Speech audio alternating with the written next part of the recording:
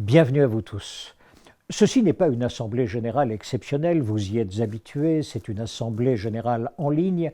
Là où elle est exceptionnelle, c'est en raison des mois que l'on vient de vivre ensemble. Hervé Rebolo, bonjour. Bonjour Thierry. Année tout à fait inattendue et à laquelle d'ailleurs toutes vos équipes ne s'attendaient pas du tout. Qu'avez-vous fait lorsque le 14 mars, le président de la République annonce au soir « on va confiner », il vous reste 48 heures, nous sommes le 17 mars. Eh bien, disons que ça nous amène au mardi 17 mars, 13h très exactement. Nous fermons les bureaux, l'équipe se confine à domicile. Chacun est équipé depuis déjà quelques mois, pour quelques années même pour certains, en ordinateur portable. Et à 13h30 ce mardi 17 mars, nous sommes opérationnels, DLR fonctionne parfaitement. Et donc vous avez travaillé pendant combien de semaines comme cela en télétravail, si je puis dire? Pardonnez-moi, j'ai failli éclater de rire. Effectivement, nous entrons dans un tunnel de 3 mois, le premier confinement, où de 6h du matin à 22h minuit, tous les jours, week-end compris, nous travaillons, nous répondons aux adhérents, nous affrontons un véritable tsunami et nous découvrons une méthode de travail qui d'ailleurs va nous servir dans les mois qui vont suivre. Et ensuite on arrive sur quelque chose de plus régulé dans la suite ou... Alors, le premier confinement, on va dire que, effectivement, je reprends un mot, tsunami. Nous avons littéralement eu des milliers d'appels, de mails, de courriers divers et variés. Il y a 3 champs dans lesquels ça se situe. Le champ des affaires sociales. Toutes les mesures qui sont prises par l'État, il faut les trouver, les synthétiser, les envoyer à nos adhérents. Il y a le champ des affaires commerciales. Je vous rappelle que notamment dans le domaine de la location, tous nos clients quasiment nous expliquent que cas de force majeure, on déchire les contrats, on abandonne les machines. Et il y a un troisième champ qui est celui des affaires santé-sécurité sur le lieu de travail, les DUER, les plans de continuité, les protocoles sanitaires. C'est là-dessus qu'on va essentiellement répondre aux adhérents et ça va représenter un volume de travail absolument astronomique, indescriptible. Ça va durer 3 mois, c'est un véritable tunnel. Ça se passe plutôt bien, on a plutôt le sentiment d'accompagner nos adhérents d'une part et d'autre part de faire entendre la voix de DLR vis-à-vis des administrations, vis-à-vis de la presse, ça compte aussi, et vis-à-vis des grands clients, enfin, même d'une manière générale, des clients d'une manière générale. Je dirais que ça nous amène aux appels de cotisation que nous envoyons au mois de mai. Et là, c'est un petit peu le juge de paix. Quand on envoie les cotisations, on se pose la question en disant qu'est-ce qui va se passer? À ce moment-là, nous avons décidé de réécrire 3 scénarios comptables d'atterrissage de fin d'année qui sont mauvais, très mauvais et très très mauvais. Nous envoyons l'appel de cotisation.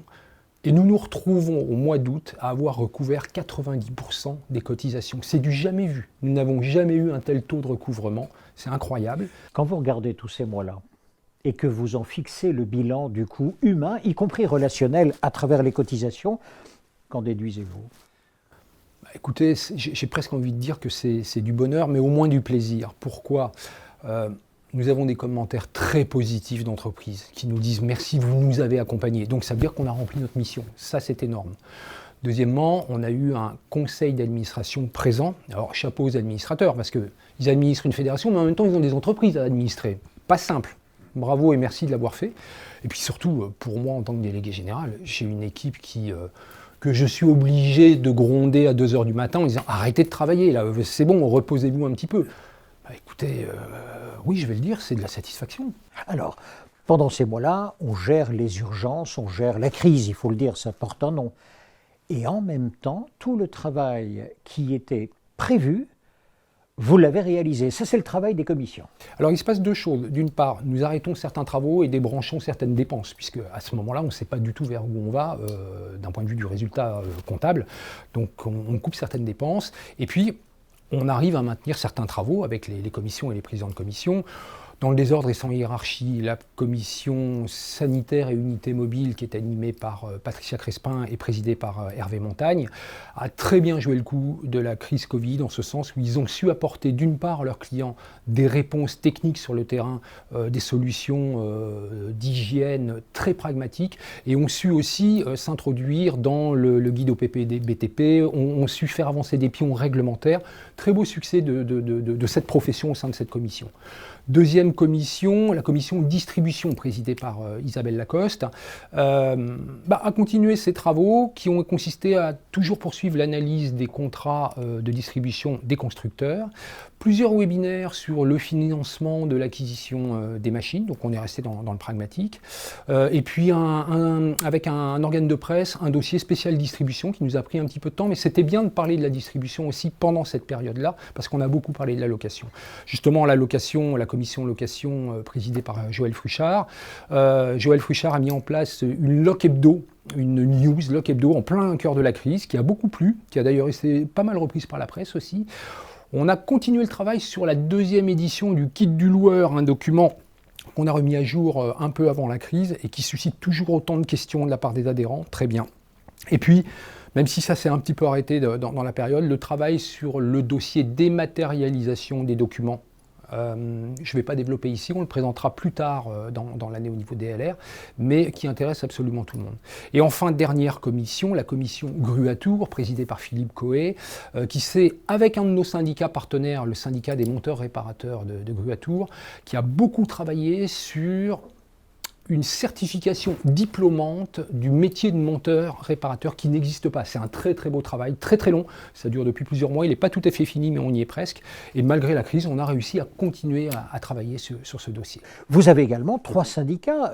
Ici, l'activité de ces 3 syndicats, comment s'est-elle comportée aussi pendant cette période ? Effectivement, ces 3 syndicats se sont développés, ont profité de toute l'expertise et toute l'information qui a été envoyée par DLR, et puis eux-mêmes ont poursuivi leurs travaux dans des domaines variés.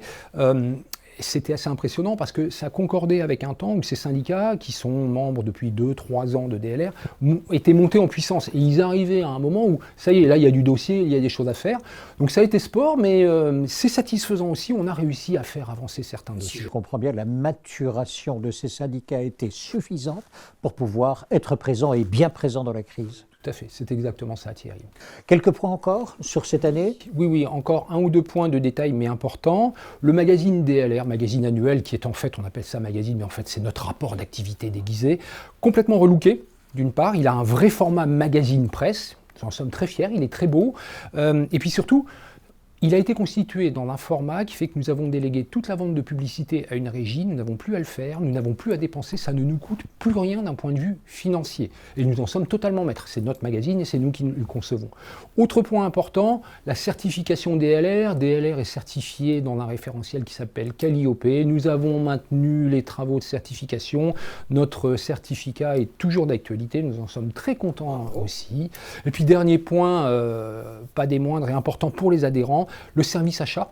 Le service achat continue de se développer et cette année, les adhérents ont possibilité de commander des véhicules sur le service achat. Et ça, c'est en train de décoller très fort. Donc, c'est un petit message d'ailleurs aujourd'hui. Pensez à vous en servir parce que ça n'est qu'à votre bénéfice. Voilà. Merci beaucoup Hervé. On se retrouve en fin d'AG comme d'habitude. Tout à fait Thierry. Et dans un instant, on retrouve Florence Dupont et la commission emploi-formation.